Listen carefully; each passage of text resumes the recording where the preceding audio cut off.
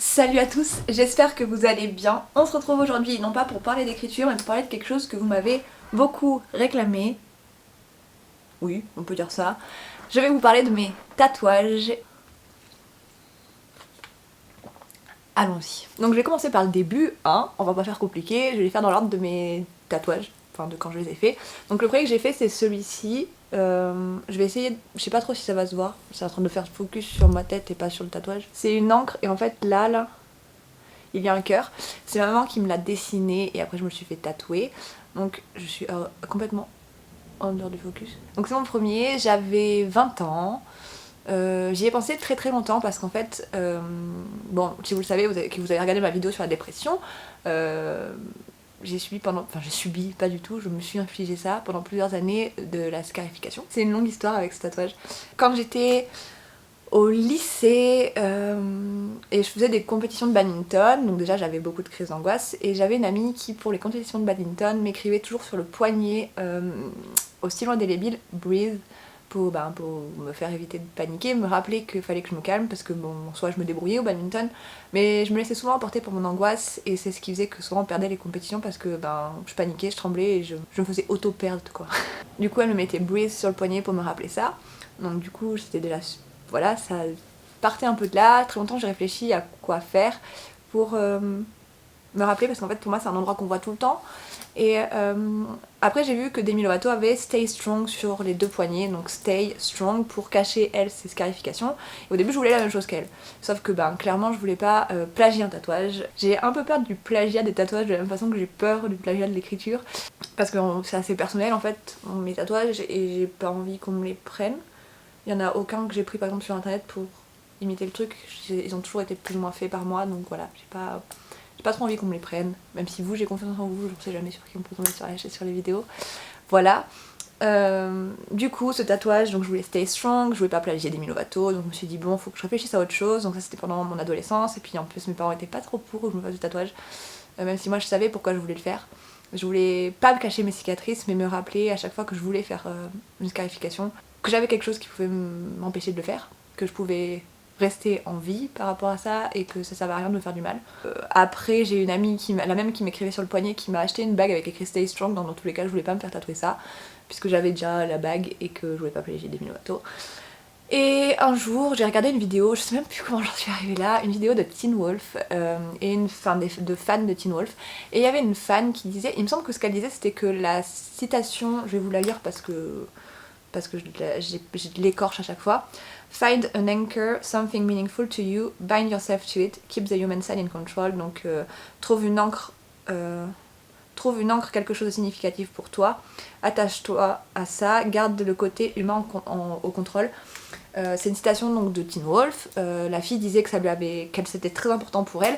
Et en fait, et si je me trompe pas, c'est la maman de Scott. Donc Scott, si vous ne connaissez pas Teen Wolf, c'est une série donc sur les loups-garous. Scott est un loup-garou et il a tendance à laisser le côté animal, loup, prendre le dessus sur lui-même au début de la série. Et donc sa maman lui dit ça, lui dit de trouver un truc pour l'empêcher le côté animal de ressortir et de prendre le dessus sur qui il est. Et en fait, moi, j'ai fait le parallèle entre cette citation et ma douleur qui me faisait des fois partir, dériver et avoir besoin de m'infliger une douleur physique. Et du coup je me suis dit une encre, j'ai besoin de me tatouer une encre. Donc moi la bête qu'il fallait que je garde en moi c'était ma dépression, ce qui me faisait souffrir. Donc d'où l'encre. Et bon ça du coup ça a ce gros lien avec la citation. Est-ce que ce que je dis est clair? Je ne sais pas. La seule chose qui m'empêche à chaque fois quand je me fais du mal, quelque chose qui m'empêche de mettre fin à mes jours, je suis désolée, c'est pas très réjouissant cette vidéo du coup, c'est de penser aux gens que j'aime, en particulier ma mère, et certains amis que j'avais à l'époque, mon meilleur ami en particulier. Et du coup, je me suis dit une encre avec un cœur, donc j'ai réfléchi beaucoup à où j'allais mettre le cœur. Donc au début, je voulais le mettre... Lâche-moi. Je voulais le mettre là, et en fait, je me suis aperçue que ça serait beaucoup mieux dans la boucle. J'avais réfléchi à la corde et tout, et en fait, voilà, et ma maman l'a dessiné, et donc c'est... J'étais chez un petit tatoueur, franchement il m'a dit je suis pas un artiste tatoueur, moi je reproduis juste ce qu'on me donne et ça m'allait très bien parce que c'était le dessin de ma maman. Voilà. Deuxième tatouage, c'est mon stylo plume que j'ai sur le côté du poignet. Alors si vous le reconnaissez pas, c'est l'emoji plume. Parce que dès le départ, j'ai signé, enfin depuis que je suis arrivée sur Wattpad, à chaque fois j'associe mon prénom, enfin mon pseudo, au emoji, à l'emoji plume, et je trouvais que c'était important. Et en fait je me suis fait tatouer le mois de septembre, juste après ma publication, donc en 2018.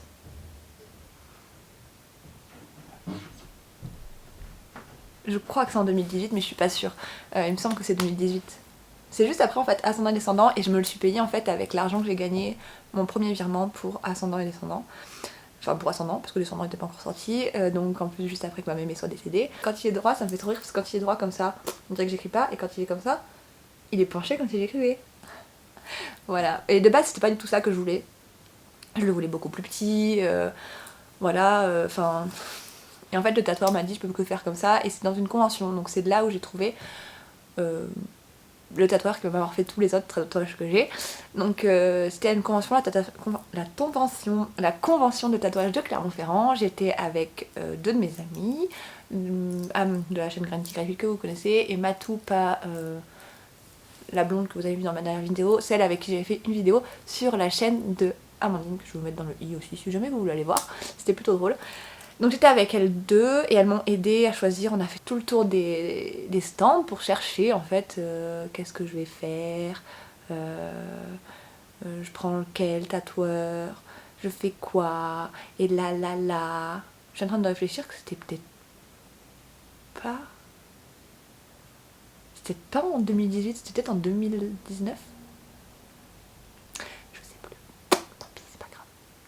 Je vous mettrai, parce que le premier tatoueur il n'existe plus, donc je vous mettrai son... Là c'est Marin Tatoueur, donc de Clermont-Ferrand. Je crois qu'il a un studio maintenant qui est à Aubière, je suis plus sûre. Je vous mettrai son nom. Voilà, super sympathique. Là il était encore apprenti quand il me l'a fait, et franchement adorable l'expérience, et vraiment à l'écoute et tout, et j'aime beaucoup. Il y a beaucoup de gens qui me disent qu'ils l'aiment pas, que c'est un de ceux qui l'aiment pas, mais je m'en fous parce que moi je l'aime. Je crois que si j'avais pu je l'aurais eu plus petit, parce que c'était quelque chose de vraiment minimaliste que je voulais, et en même temps il se voit, donc j'aime bien. On me dit souvent ah c'est un biberon, ou ah c'est une bougie, bah non c'est une plume, je sais pas, regardez un peu. Voilà l'histoire de ce tatouage. C'était juste parce que je voulais ancrer l'écriture en moi, parce que c'est très très important pour moi, comme vous le savez déjà. Et enfin tous les autres que j'ai fait en même temps, parce que conseil, si jamais vous voulez vous faire tatouer plein de petites pièces, allez-y avec plusieurs idées de petites pièces à la fois. Parce que moi à chaque fois j'ai fait des petits, et en fait ça revient plus cher. Parce que vous payez, il y a un prix de base et vous allez le repayer à chaque fois, alors que si vous y allez avec 10 tatouages, vous n'allez pas repayer. C'est compréhensible ce que je dis? Non, je crois pas. Là j'ai celui-là que j'ai déjà dû vous montrer plusieurs fois. Donc c'est écrit Be a Hero, donc soit un héros. Je crois que j'en ai un peu parlé dans la vidéo sur ma grand-mère, je sais plus. En fait c'est un tatouage que j'ai fait avec la machine à écrire de ma grand-mère, donc j'ai écrit sur la machine à écrire de ma grand-mère. Donc c'est pas du tout une... pour ça que je vous dis que c'est personnel, c'est pas du tout une écriture que j'ai trouvée sur internet ou quoi que ce soit, c'est vraiment une écriture de ma grand-mère, enfin la machine à écrire de ma grand-mère avec les mêmes petits défauts et tout. Et pourquoi Be a Hero, qui veut dire soit un héros? Parce que pour moi c'est celui, je pense, un de mes préférés. Mon deuxième préféré, je dirais, de tatouage. Parce que ma grand-mère m'a toujours appris qu'être un héros, c'était pas porter une cape, sauver des gens, et voilà. Qu'on pouvait sauver des gens, enfin, si sauver des gens, mais qu'on pouvait les sauver de façon totalement différente. Je l'ai déjà dit plusieurs fois, mais sourire à des gens dans la rue, aider quelqu'un avec ses courses, donner un coup de main à quelqu'un, faire sourire quelqu'un, être un petit rayon de soleil pour quelqu'un, c'est déjà beaucoup, et c'est ça être un héros aussi. Pas juste être quelqu'un de super puissant. La même fois, j'ai fait... Il va pas se voir là. Celui-ci, si vous avez lu Ascendant et Descendant, ben, vous le connaissez. C'est le tatouage de Kali. Elle a là la place de l'encre que j'ai moi. Mais voilà. C'était juste pour me représenter mon histoire en fait, pour marquer le fait que j'avais réalisé ça. Je pense que je m'en ferai de mes autres histoires. J'ai déjà un projet de tatouage en rapport avec Sortirius, parce que c'est quand même celle qui m'a le plus... pas marqué, je dirais pas marqué, mais qui m'a le plus relancé. Donc j'ai déjà prévu un tatouage en rapport avec Sortirius. Et voilà, c'est juste deux flèches du coup qui se croisent. C'est moi qui les ai dessinées, je voulais que le tatoueur il les reprenne, et il m'a dit qu'il aime beaucoup comme ça, donc je le laisse comme ça. Voilà, donc c'est moi qui l'ai dessiné sur internet, enfin sur internet, pas du tout, sur Illustrator. Et c'est mon tatouage qui représente Ascendant et Descendant, qui représente Kali, qui représente cette chose que j'ai réussi à accomplir et que je pensais pas possible. Donc il y a celui-là qui a un rapport avec l'écriture et il y a celui-là aussi. Ensuite, c'est quoi que j'ai comme un tatouage? Mon chat sur ma cheville. Pareil, ce chat, c'est moi qui l'ai dessiné. C'est un vrai chat. Mon chat qui m'a accompagnée de ma 6ème jusqu'à la première année. Première année de master. Tigrou, vous ne l'avez pas connu, vous l'avez peut-être vu passer sur mes réseaux sociaux à une époque si vous me suivez depuis longtemps. C'était un chat qui a représenté beaucoup pour moi. Je sais que beaucoup vont trouver ça bizarre, mais Tigrou, ça a été, mon collège a été très difficile, mon lycée aussi, et Tigrou, ça a été le chat qui m'a toujours apporté beaucoup d'amour. À travers ses câlins, c'était un chat, il venait dormir dans mon cou en fait, et quand j'étais pas bien, il venait sur moi, quand j'étais malade, il venait sur moi, quand j'avais mes règles, il venait sur moi. Il le sentait toujours quand il y avait quelque chose qui allait pas, et voilà, c'était juste un très mon meilleur ami en fait de toutes ces années qui ont été difficiles, et j'avais toujours du réconfort vis-à-vis de lui. Et en fait, il a été empoisonné quand j'étais en première année de fac. J'ai emmené chez le veto, ils m'ont dit il faut le piquer, j'ai dit vous êtes sûr? On m'a dit emmenez-le chez un spécialiste, le spécialiste a essayé de le soigner, il est revenu à la maison et puis il est parti. Du coup c'est moi qui ai refait, c'était un chat qui avait des très grandes oreilles, d'où le fait que j'ai pris les oreilles, avec un petit peu, ils étaient un petit peu abîmés, beaucoup de cicatrices, donc j'ai pris les cicatrices qu'il avait. Son nez qui avait une cicatrice aussi sur le nez, puis il avait un nez trop drôle son nez, enfin bref, c'est pour ça que j'ai fait son nez aussi. Et il avait des très grandes moustaches, c'est pour ça que c'est ces moustaches aussi que j'ai pris sur la photo. C'était tout ce qui le représentait, que j'ai voulu mettre. Et le dernier, mon préféré, pour tout ce qu'il a à signifier, c'est écrit Que sera sera, et je vous le montre à travers mon t-shirt parce que lui j'ai vraiment pas envie qu'on me le prenne. Que sera sera, c'est une musique si vous connaissez. Je sais plus la chanteuse anglaise, normalement c'est une chanson anglaise au départ mais qui a été interprétée en France par Lynn Renaud. Que sera sera, ça signifie ce qui doit arriver arrivera, et quand j'étais enfant ma grand-mère me chantait cette musique tout le temps et c'est une chanson qui m'a beaucoup marquée et puis même ce qui doit arriver arrivera, c'est marquant. Et en fait quand elle est décédée je voulais un tatouage pour elle. Je réfléchissais à beaucoup de choses qui la représentaient, parce qu'il y avait beaucoup de choses qui la représentaient, et à un moment on parlait notamment on parlait des musiques qu'il faudrait la mettre pour représenter ma grand-mère, pour l'enterrement. Et on a parlé de Que sera sera, et ça fait film dans ma tête. Que sera sera, il fallait que je me fasse tatouer. Au début je voulais une violette aussi, parce que c'était la fleur de ma grand-mère, et je suis pas du tout couleur en tatouage sur moi. Du coup j'ai dit bon finalement je vais pas mettre la violette mais je vais écrire Que sera sera, et c'est écrit avec son écriture. Comment j'ai fait pour faire avec son écriture? Parce que ma grand-mère ne m'a jamais écrit Que sera sera. En fait ma grand-mère adorait écrire. Elle adorait les cartes postales et les lettres pour les anniversaires, et du coup le quai c'est...